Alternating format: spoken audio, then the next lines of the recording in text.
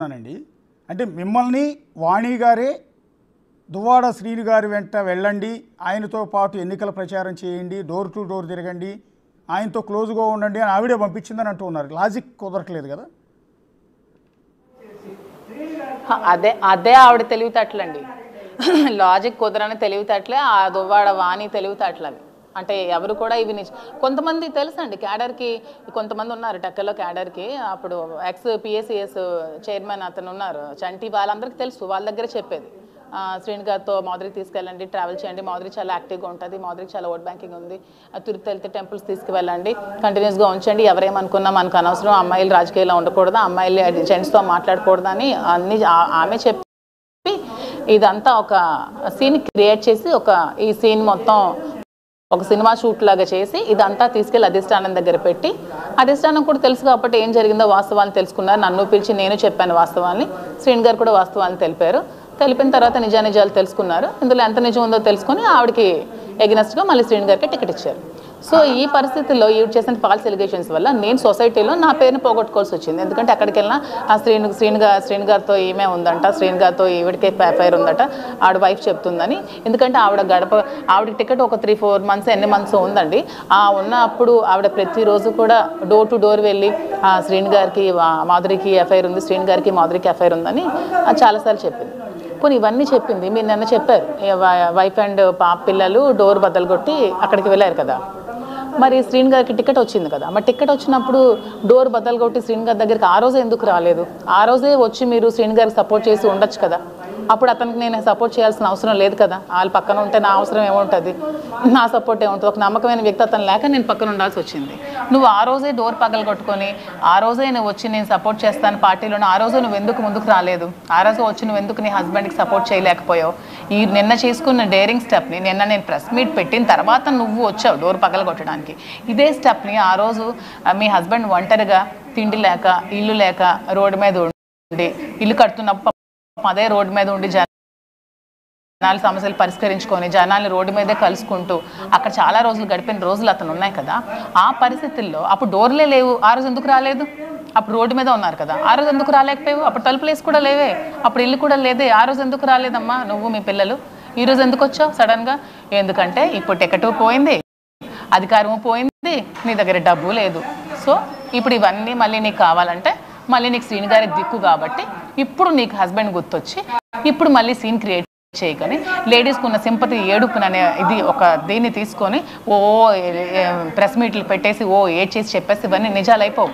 నిజాలేంటో అందరికీ తెలుసు, ఆవిడ క్యారెక్టర్ ఏంటో అందరికీ తెలుసు, ఆవిడ కార్యకర్తలను ఎలా తిట్టేదో తెలుసు. చాలామంది కార్యకర్తలు ఇంటికి వస్తే లంజా కొడుకు అని తిట్టేసి చెప్పులు ఇస్తున్న సందర్భాలు కూడా ఉన్నాయట. అలాంటి ఫౌల్ లాంగ్వేజ్ మేము ఎప్పుడు మాట్లాడడం అసలు. కార్యకర్తలు అంటే మన ఇంటికి వచ్చిన అతిథులతో సమానం, వాళ్ళు చాలా బాగా చూసుకోవాలి కదా. అలాంటి కార్యకర్తలని ఇంటికి పిలిపించి తిట్టించి పంపించిన రోజులు చాలా ఉన్నాయంటే టెక్కలు మొత్తం తెలుసు, ఎవరిని అడిగినా చెప్తారు. అసలు మీరు ఎట్లా పరిచయం అయ్యారండి వాణి గారికి కానీ లేకపోతే శ్రీను గారికి కానీ? మేము మా ఫ్యామిలీ దివ్వల గవరే గారండి. టెక్కల్లో డిస్ట్రిక్ట్లో 3 డిస్ట్రిక్ట్లో ఫస్ట్ లాయర్. డిస్ట్రిక్ట్ ఒక్కొక్క డిస్ట్రిక్ట్ మొత్తం తెలుసండి. నేను ఒక క్లాసికల్ భరతనాట్యం డ్యాన్స్ టీచర్నండి. నేను ఒక డ్యాన్స్ స్కూల్ ఉంది నాకు. మా husband marine engineer, chief engineer. నేను డ్యాన్స్ స్కూల్ మెయింటైన్ చేసుకుని ప్రొఫెషన్ కోలాటం లేడీస్కి చెప్తూ, క్లాసికల్ భరతనాట్యం పిల్లలకి చెప్తూ క్లాసులు చెప్పుకునేదాన్ని. సో ఈ ప్రాసెస్లో ఏంటంటే నాకు ఉమెన్ సర్కిల్ ఎక్కువ ఏర్పడింది. ఎందుకంటే లేడీస్ నా దగ్గరికి రావడం, కోలాటం నేర్పించడం పిల్లలు, ఇవన్నీ చూసి దీన్ని వాళ్ళు ఈవిడ్ని లైమ్ లైట్లోకి తీసుకొచ్చి ఈవిడ ఎలా ఓట్ బ్యాంకింగ్ ఉందని చెప్పి సీన్స్ బయటకు చెప్పింది. కానీ ఈవిడ లోపల ఇంటెన్షన్ వేరే ఉందని తర్వాత తెలిసింది. అంటే నన్ను బయటకు తీసుకొచ్చి శ్రీను గారితో ట్రావెల్ చేయించి ఈ ఫొటోస్ ఈ వీడియోస్, మేము ఎక్కడికైనా క్యాంప్ ట్రిప్ వెళ్తుంటే ఆ కార్కి వెంబడించి వీడియోలు తీయడం, ఆ వీడియోలు ఏమో బయటకు పెట్టడం, ఇలాంటి ఇప్పుడే కాదండి 2 years నుంచి ఎలిగేషన్స్ చేస్తుంది. మరి 2 years నుంచి ఎలిగేషన్స్ చేస్తున్నావే, నేను 1 year నుంచి శ్రీను గారితో ఉంటున్నానని చెప్తున్నా, మరి 1 yearలో ఎప్పుడు నిర్ణయం ఎందుకు తీసుకోలేదు అని నేను అడుగుతున్నాను. నువ్వు 1 year నుంచి శ్రీను గారితో మాధురి ఉంటుందని చెప్తున్నారు కదా అందరికీ ప్రెస్ మీట్ పెట్టి, 1 year నుంచి ట్రాప్ చేసింది, 1 year నుంచి బ్లాక్మెయిల్ చేసిందని చెప్తున్నావు కదా. మరి 1 year నువ్వేమైపోయావు? అప్పుడు డోర్లే లేవు, అప్పుడు రోడ్డు మీద ఉండేవాళ్ళు, అప్పుడు రావచ్చు కదా మీ హస్బెండ్ దగ్గరికి. ఇప్పుడు ఎందుకు తలుపులు బదులు కొట్టుకొని వచ్చావు?